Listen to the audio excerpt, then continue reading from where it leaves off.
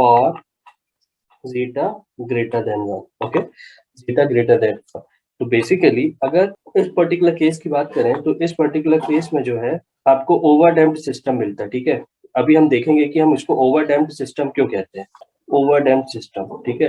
तो ओवरडैम्प्ड सिस्टम किस तरीके से होता है, ओवरडैम्प्ड सिस्टम हमेशा कैसा रहता है, slow, it should have a very slow response, ठीक है।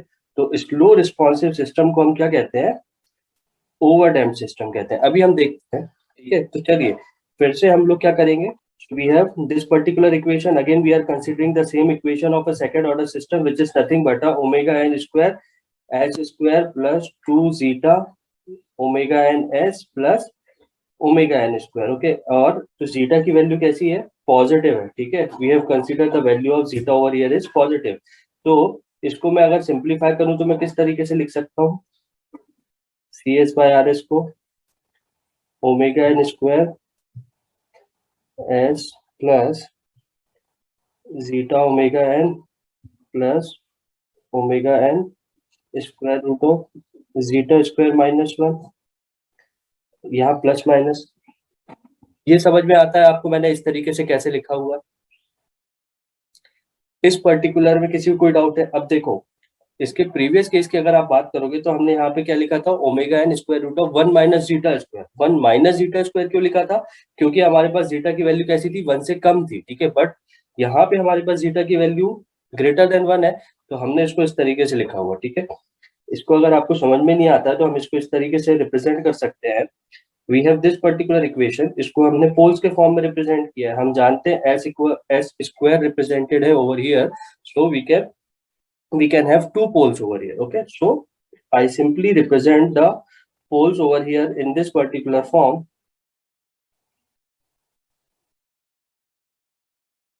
ठीक है। और s plus zeta omega n minus square root of the square minus 1 times of omega n, ठीक है। तो हम ये पोल्स को इस तरीके से रिप्रेजेंट कर सकते हैं।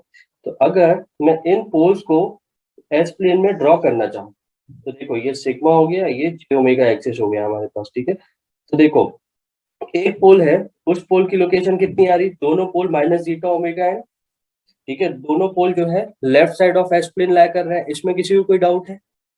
इस इक्वेशन को, इस डिनोमिनेटर को अगर आप ऑब्जर्व करोगे ट्रांसफर फंक्शन के, तो इससे हमको समझ में आता है इसमें हमको दो पोल्स कौन कौन से मिल रहे हैं, एक S equals to minus zeta omega N, ठीक है, plus of omega N zeta square minus 1 मिल रहा है। दूसरे में क्या हो जाएगा, minus zeta omega N minus of omega N zeta square minus 1, ये दो पोल्स मिल रहे हैं। तो एक पोल कहाँ पे आ जाएगा, दिस वन, तो minus zeta omega N minus of omega N square root of zeta square minus 1। और दूसरा पोल कहाँ है, कुछ यहाँ पे, इसका मैग्नीट्यूड क्या हो जाएगा, plus omega N square root of zeta square minus 1, ठीक है। ये दो पोल्स आ रहे हैं। तो अगर आपको ध्यान होगा, so we have learn about a concept of dominant poles, okay. तो हमारे पास जैसे कि यहाँ पे दो पोल्स आ रहे हैं और हम जानते हैं जीटा की वैल्यू कैसी है, ग्रेटर देन 1 है, ओके। इसका मतलब क्या होगा, ये वैल्यू सिग्निफिकेंटली ग्रेटर होगी, ठीक है। तो जब भी आप माइनस जीटा ओमेगा एन से किसी टर्म को और ऐड करोगे तो ये पोल क्या होगा, और ज्यादा लेफ्ट साइड में मूव होता जाएगा, ठीक है। So we have a concept of dominant pole and a insignificant pole,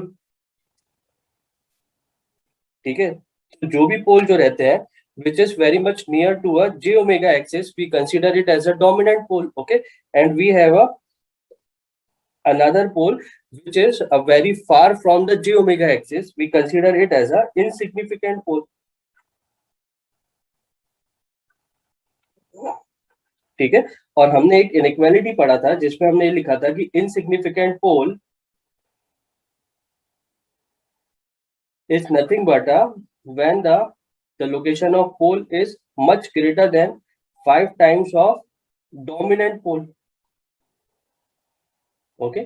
So let us suppose we have, although we have these two poles over here in this particular second order overdamped system, but we have one pole which is a dominant and another pole we have considered it as a insignificant pole, okay. So if I want to rewrite this particular equation, अगर मुझे इस equation को rewrite करना है तो मैं इसको corresponding to a dominant pole किस तरीके से रिप्रेजेंट कर सकता हूँ? So we have CS by RS over here. अब देखो इस पर्टिकुलर इक्वेशन में अगर आप S की वैल्यू 0 सब्स्टिट्यूट करोगे, ठीक है, इस पर्टिकुलर इक्वेशन में अगर आप S की वैल्यू 0 सब्स्टिट्यूट करोगे, सो आपके पास जो गेन की वैल्यू आएगी वो क्या होगी? The gain value corresponding to this particular equation when we substitute S equals to 0, so we have 1 over here, ठीक है। तो S 0 हो जाएगा, ये 0 हो जाएगा, omega N square get cancel out and we have 1 over here। उसी तरीके से अगर मुझे डोमिनेंट पोल के फॉर्म में रिप्रेजेंट करना है ट्रांसफर फंक्शन, तो डोमिनेंट पोल क्या है हमारे पास? S plus zeta omega N minus omega N square root of zeta square minus 1, ये डोमिनेंट पोल है हमारे पास, ठीक है। तो हम हमेशा चाहते हैं कि we have over here two poles, ठीक है, बट हम यहाँ पे केवल डोमिनेंट पोल के फॉर्म में जो है सिस्टम की इक्वेशन को रिप्रेजेंट कर रहे हैं। तो हमारे पास जो एक फंडामेंटल रिक्वायरमेंट है वो क्या है कि जो गेन है सिस्टम का, it should not be disturb और gain should be constant. Okay, तो जैसे कि जब s इक्वल्स टू 0 यहाँ सब्स्टिट्यूट कर रहे थे तो गेन की वैल्यू 1 आ रही थी। अगर मैं यहाँ पे s इक्वल्स टू 0 सब्स्टिट्यूट करूंगा, ठीक है, तो भी यहाँ पे गेन की वैल्यू कैसी आनी चाहिए? 1 आना चाहिए। इस पर्टिकुलर केस में भी गेन की वैल्यू कैसी आनी चाहिए? 1 आना चाहिए। तो ये 1 कैसे आएगा?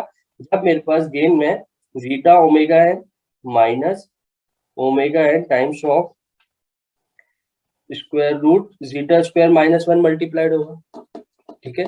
तो अब अगर मैं s की वैल्यू 0 सब्स्टिट्यूट करूंगा तो यहाँ पे भी मेरे पास जो डीसी गेन रहेगा क्या रहेगा? वो 1 रहेगा। और इसके लिए आप ये समझ लीजिए, for making a you just substitute root in numerator, okay, ठीक है। तो अब हमारे पास जो ट्रांसफर फंक्शन है, उस ट्रांसफर फंक्शन को हम ये कंसीडर ना करके, जहां पे हमारे पास क्या था, सेकेंड ऑर्डर वैल्यू थी, ठीक है, इसको कंसीडर ना करके अब हम ट्रांसफर फंक्शन क्या कंसीडर करेंगे? CS by RS which is nothing but a zeta omega n minus omega n times of zeta square minus 1 over here s plus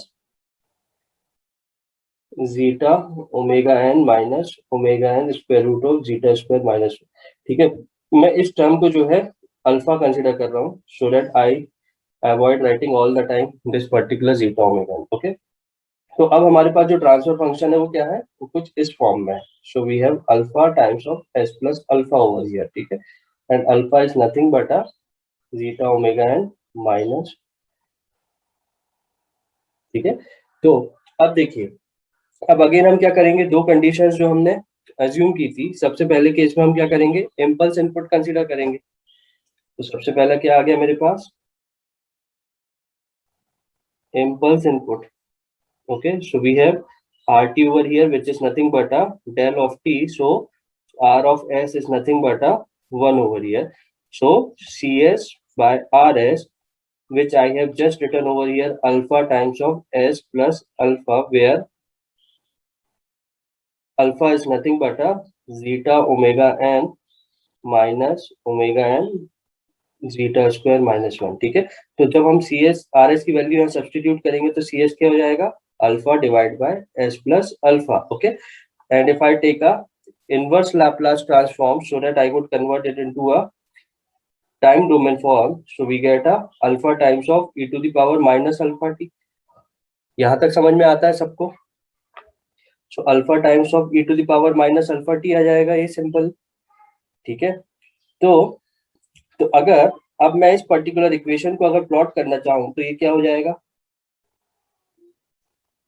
it is nothing but a t, this is c of t, so at t equals to 0, at t equals to 0, c of 0 is nothing but a alpha, okay, and at t tends to infinite, c of infinite is nothing but a 0, okay।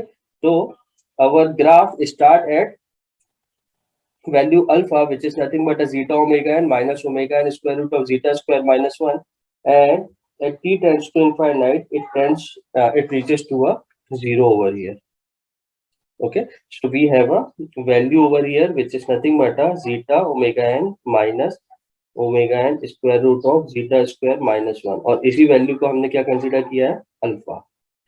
ठीक है, so this is अ सीटी over here. तो ये graph आपको समझ में आता है।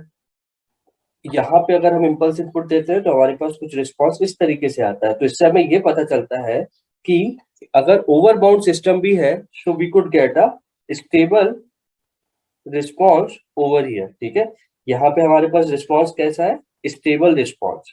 Now if I want to find a time constant for this particular type of system, तो टाइम कांस्टेंट की वैल्यू क्या हो जाएगी यहाँ। तो टाइम कांस्टेंट करस्पॉन्डिंग हमने एक एक्सप्रेशन पढ़ा था, time constant which is express by tau. ठीक है, तो टाउ क्या हो जाता है, basically tau is nothing but a minus times of 1 by dominant pole. Dominant pole, ठीक है, तो हमारे पास डोमिनेंट पोल क्या है, यहाँ पे माइनस अल्फा है, तो ये क्या हो जाएगा, minus times of minus alpha which is nothing but a 1 by alpha, and it is nothing but a 1 by zeta omega n minus omega n square root of zeta square minus 1. Okay, so time constant for a overdamped system is nothing but a 1 by zeta omega n minus omega n square root of zeta square minus 1. ठीक है, तो यहाँ पे अगर हम impulse की बात करेंगे तो इम्पल्स रिस्पॉन्स में हमारे पास क्या आ रहा है, we have a stable system for a overdamped condition which is a zeta greater than 1. Okay, and we have a time constant which is nothing but a 1 by zeta omega n minus omega n square root of zeta square minus 1 unit step input. Okay, again we are considering the same system Cs by Rs which is nothing but a zeta omega n minus omega n square root of zeta square minus 1 by s plus zeta omega n minus omega n square root of zeta square minus 1 or alpha times of s plus alpha. Okay, where alpha is nothing but this particular term. This is nothing but a alpha over. Okay, so again now the value of rt over here is what, u of t. Okay, and we know if I find a Laplace transform for this, we have a value 1 by s over here. Okay, ये चीज हमको समझ में आती है बहुत अच्छे से। तो अब अगर मैं c of h को रिप्रेजेंट करूंगा तो c of h क्या हो जाएगा, it is nothing but a alpha s plus alpha times of rs, and rs is nothing but a 1 by s. ठीक है, so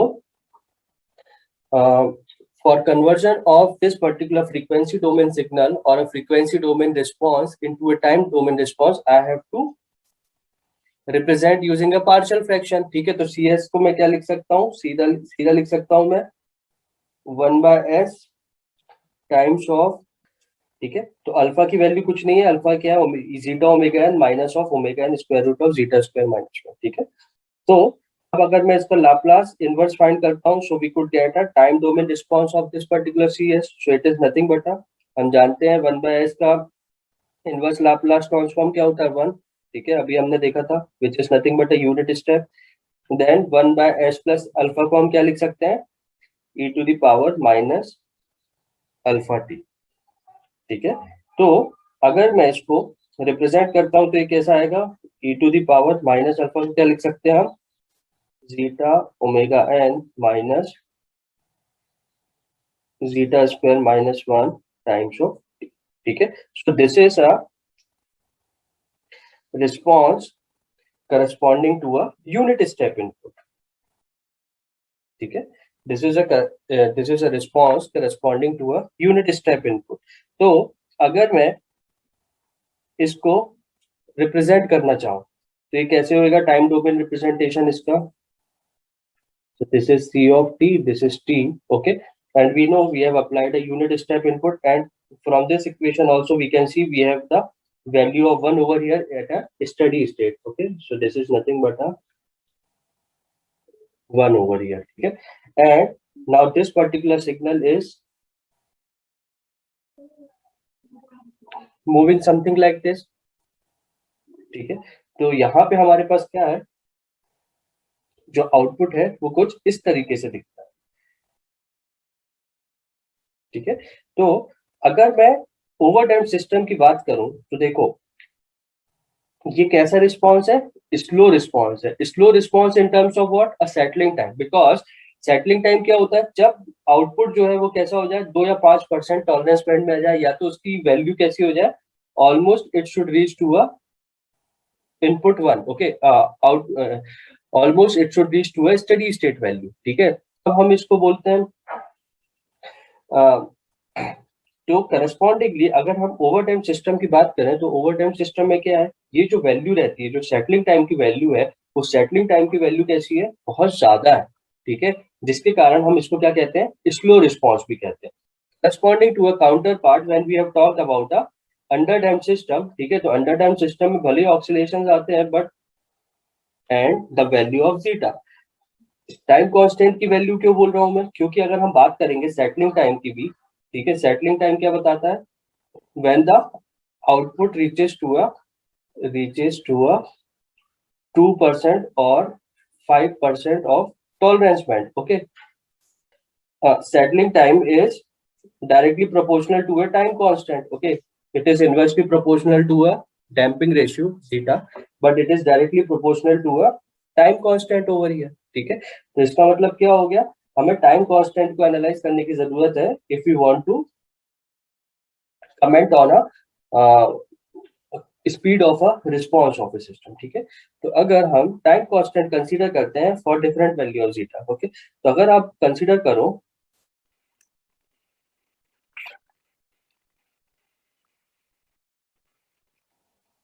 ठीक है, तो अगर हम टाइम कांस्टेंट की वैल्यू कंसीडर करें for zeta equals to zero, सबसे पहले केस में हमने जीटा इक्वल्स टू जीरो को अज्यूम किया था, तो अगर जीटा की वैल्यू जीरो होती है, उस पर्टिकुलर केस में लोकेशन ऑफ पोल्स कहाँ होते हैं, जीटा इक्वल्स टू जीरो की केस की अगर आप बात करोगे तो आप प्रीवियस लेक्चर्स को रिकॉल करना और आप देखोगे कि जो लोकेशन ऑफ पोल्स है वो लोकेशन ऑफ पोल्स कहाँ है, जे ओमेगा एक्सिस में है, ठीक है। इसका मतलब क्या हो गया, for zeta equal to zero we do not have any component which is on the sigma axis, और इसका मतलब क्या हो गया, जो रियल क्वांटिटी है, अब देखो one by inverse of dominant pole, okay, minus times of inverse of dominant pole, तो अगर यहाँ रियल की वैल्यू जीरो है, ठीक है, तो हमारे पास क्या हो जाएगा, टाइम कांस्टेंट की वैल्यू यहाँ पे कैसी हो जाएगी, इनफाइनाइट हुई।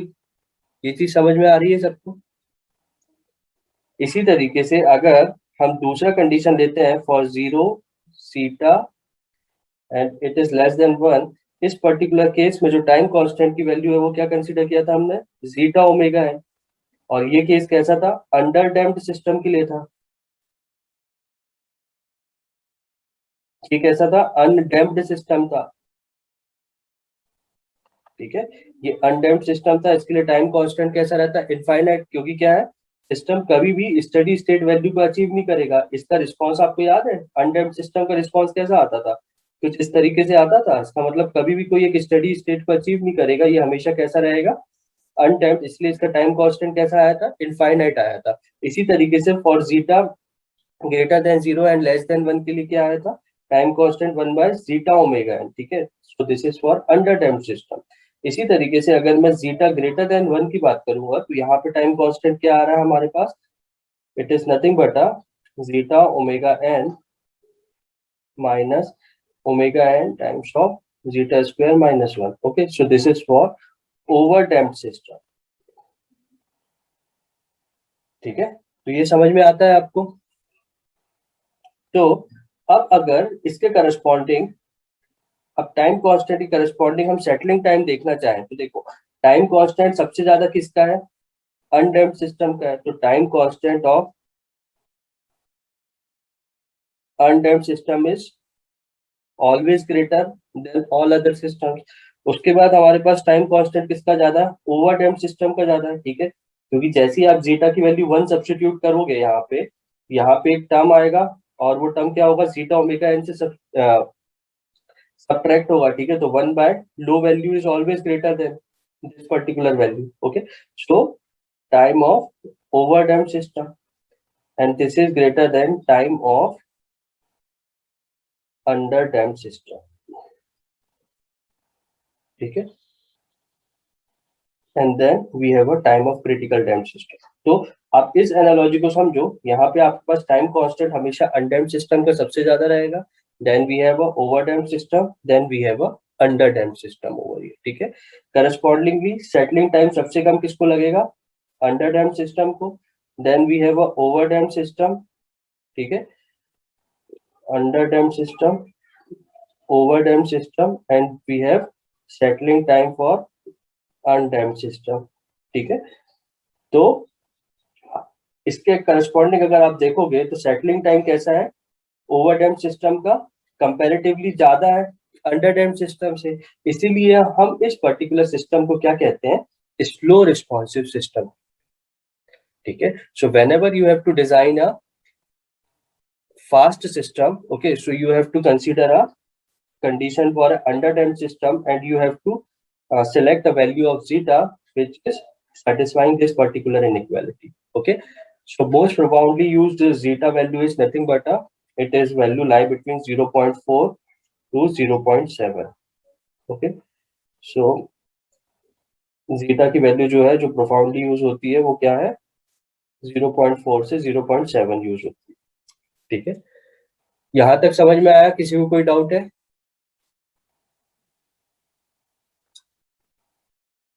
समझ में आ रहा है हम जो भी डिस्कशन कर रहे हैं?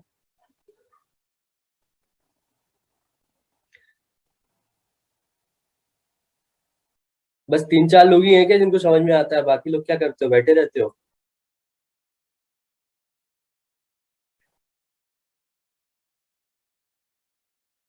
ठीक है, चलें आगे। चल, तो यहाँ पे आके जो है हमारे पास टाइम डोमेन एनालिसिस का एक इंपॉर्टेंट सेगमेंट कंप्लीट होता है, जिसमें हमने जीटा की value zero, zeta positive for zero less than zeta less than zeta value greater than zero less than 1 की करस्पॉन्डिंग एनालिसिस किया था, then we have seen about zeta greater than 1, ठीक है। और उसके करस्पॉन्डिंग हमने अनडैम्प्ड सिस्टम, अंडरडैम्प्ड सिस्टम और ओवरडैम्प्ड system के करस्पॉन्डिंग एनालिसिस परफॉर्म किया, ठीक है। तो यहाँ पे आके जो है टाइम डोमेन एनालिसिस का एक इंपॉर्टेंट सेगमेंट